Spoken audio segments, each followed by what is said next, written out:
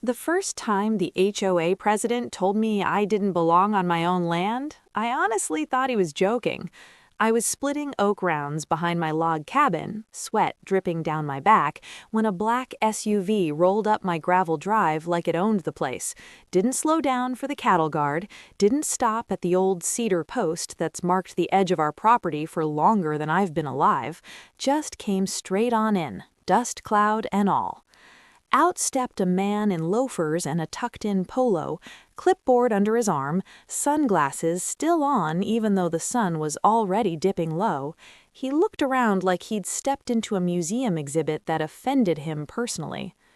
"Are you the property owner?" he asked. "I am," I said. "Can I help you?" He sighed like I was wasting his afternoon. "I'm Gerald Price, president of the Pine Hollow Estates Homeowners Association."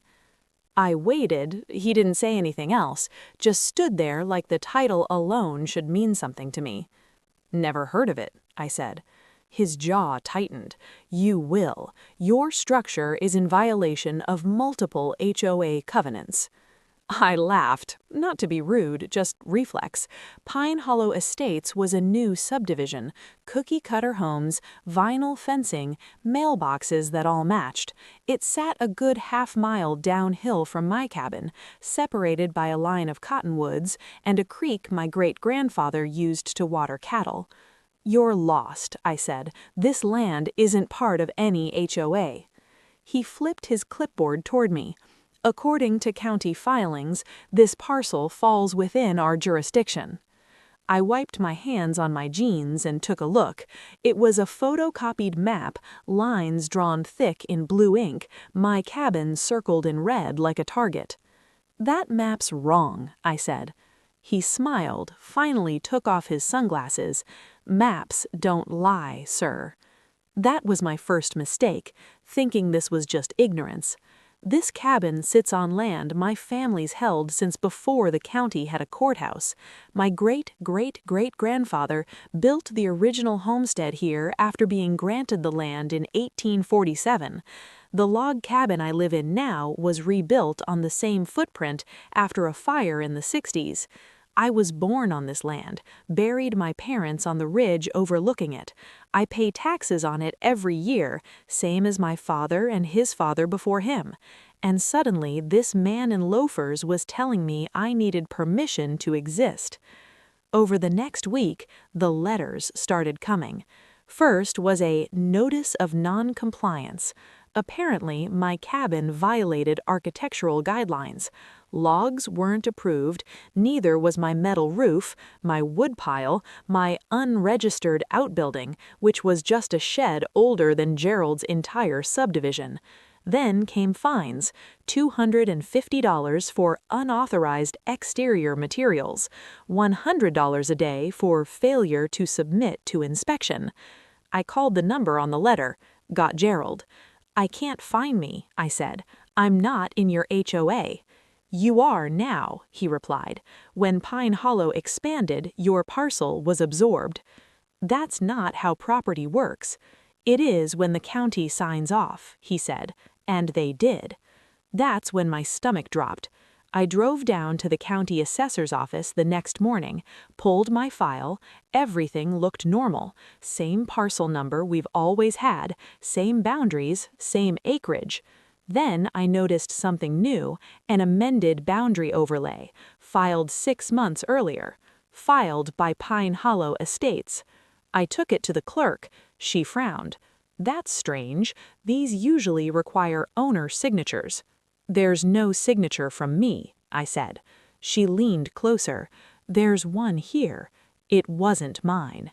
I went home and found a bright orange notice taped to my door. "Final warning, compliance or eviction." Eviction? From land my family had held for nearly 2 centuries?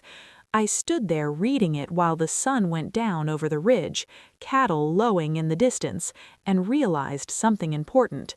Gerald Price hadn't just overstepped, he'd put his name on paperwork he didn't understand, and he'd picked the wrong piece of land to lie about. I didn't call a lawyer right away. First, I went to the old cedar chest at the foot of my bed, the one that smells like dust and linseed oil. Inside were documents wrapped in oilcloth, deeds, surveys, and at the bottom a folded parchment so fragile I only touch it with gloves. The original land grant, dated 1847, issued under the authority of the Republic of Mexico, later ratified by the United States after the Treaty of Guadalupe Hidalgo. It described the boundaries using landmarks that still exist: creeks, ridges, a lightning-struck oak that fell sometime in the 30s but is marked on every survey since. I made copies. Then I called a lawyer. She was quiet while she read. Then she smiled. "This is going to be fun," she said. We filed an injunction to halt the eviction, subpoenaed Pine Hollow's filings, requested the original signatures. Gerald didn't like that. He showed up again, this time with a deputy sheriff, stood at the edge of my drive while the deputy looked uncomfortable. "Sir," the deputy said, "there's a dispute over jurisdiction." "There's no dispute," Gerald snapped. "He's trespassing." The deputy looked at me. "Do you have proof of ownership?" I handed him a copy of the land grant. He took a long look, then handed it back. "Sir," he said to Gerald, "this predates the county." The hearing was set for 3 weeks later. In the meantime, things unraveled fast. Our lawyer discovered Gerald had submitted the amended boundary with a forged signature, mine. He'd also altered a survey extending Pine Hollow's borders uphill by nearly 40 acres. Turns out he'd promised those views to future buyers. The county opened an investigation. The courtroom was quiet when the judge took the bench.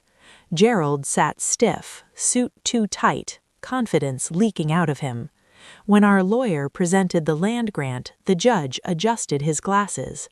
Then he laughed. Not mocking, just disbelief. "Mr. Price," he said, "this document is older than this court." Gerald stammered something about modern filings. The judge held up a hand. "You attempted to annex land protected by treaty, falsified records, and threatened eviction without authority." The room went dead silent. By the end of the day, the injunction was permanent, my boundaries reaffirmed, Pine Hollow fined heavily, Gerald removed as HOA president pending criminal charges. Outside the courthouse, he wouldn't meet my eyes. I drove back up the hill as the sun set, parked by the cabin, and sat on the porch for a long while. The land was quiet, same as it's always been. History doesn't shout, it just waits.